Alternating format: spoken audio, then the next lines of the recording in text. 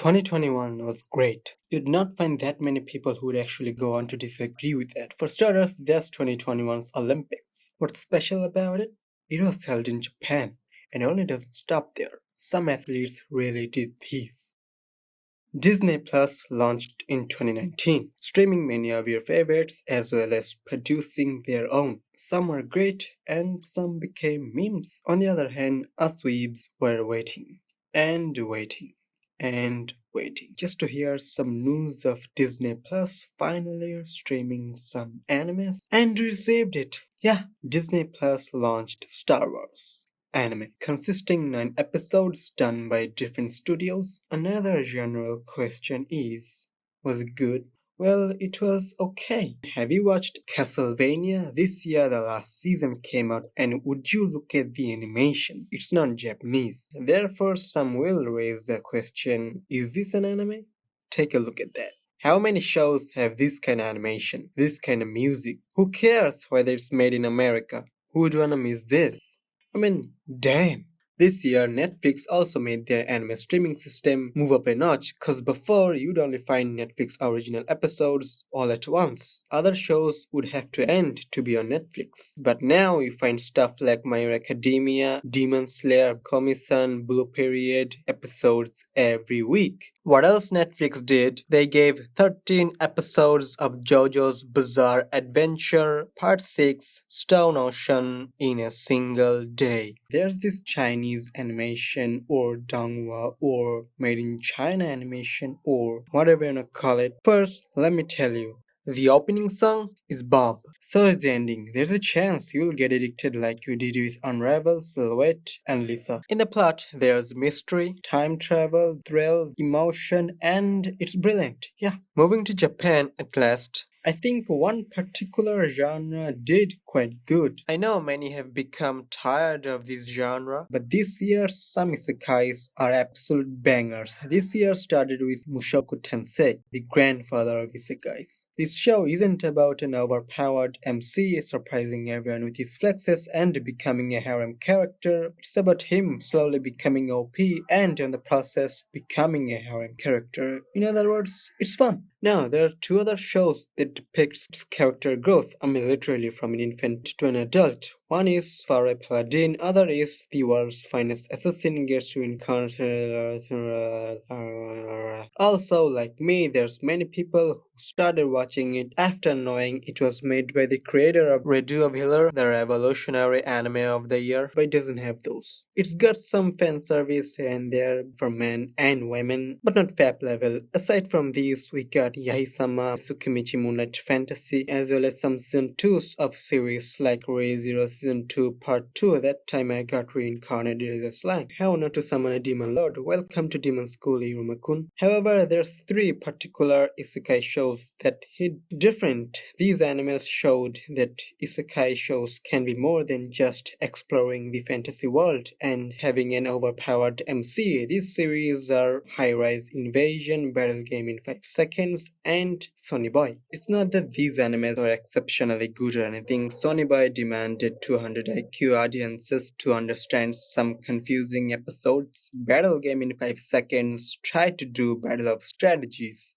Yeah, tried. And High Rise Invasion was watchable since it had Sniper Mask. However, these are exceptional. They took the isekai premise and applied it as a survival game, tournament battle, and whatever Madhouse was trying to do. But yeah, now we can look forward to a whole different setting. New isekais that we have never seen before. Another genre that surprised us quite a lot throughout the year is rom-com slash romantic comedy. It's given us bangers after bangers. It's given us My Senpai is Annoying, where the girl falls in love with his senpai. Why the senpai is annoying? Cause he sees her as his daughter, but also starts developing feelings. You're fucking sick! The most underrated was Fruits Basket, Season 3. This season was better than the previous seasons, but had a lower audience than previous seasons. Next in the line is Girlfriend Girlfriend, where the guy wants to do threesome and wants his girlfriends to be happy and wants to spend his rest of the life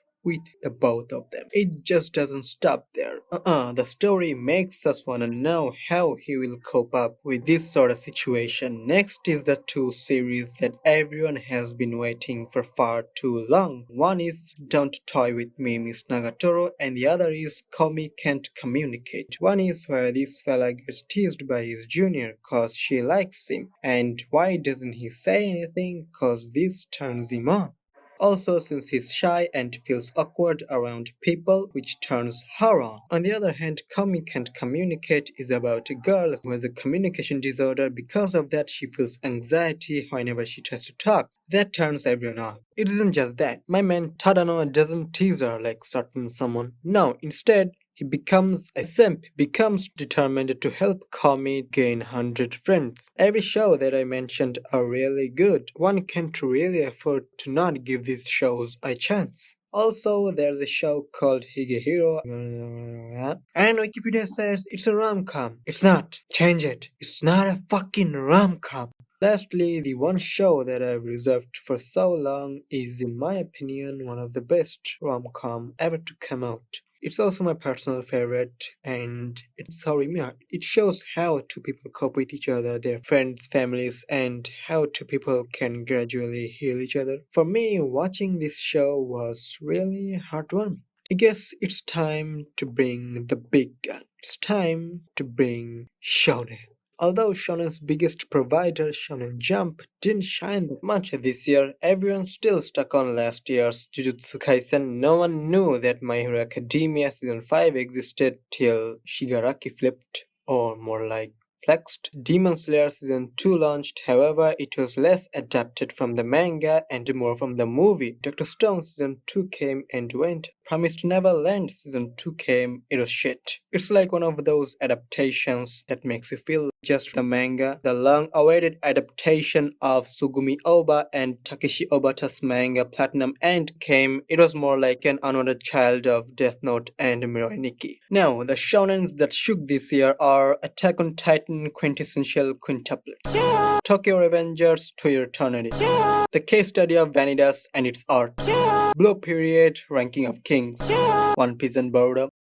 Wait a minute, did I say it right? Yeah, I said it right. Boruto episode 217 and 218 were like a treat for those who watched the previous 216 episodes. The episode 217 was too much animated and 218 was too much emotional. Those who neither read the manga nor watched 216 episodes just watch Naruto vs. Ishiki. While One Piece this year reached 1000th chapter, there was a celebration for that. On the other hand, the anime also reached 1000th episode.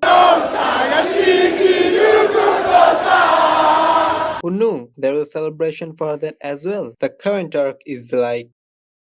The last type I'll talk about is the original anime. Since this year anime studios surprised us a bit too much with their originals. Forgetting about Wonder Egg Priority, there's Skate or Skate Infinity or Skate the Infinity, the anime that inspires you to learn skating without getting arrested. Taktopi, Destiny, and Vivi Fluid Isong have like these OP qualities. Before Taktopi Destiny got released, the whole internet was like, ooh, it's made by Madhouse and Mappa.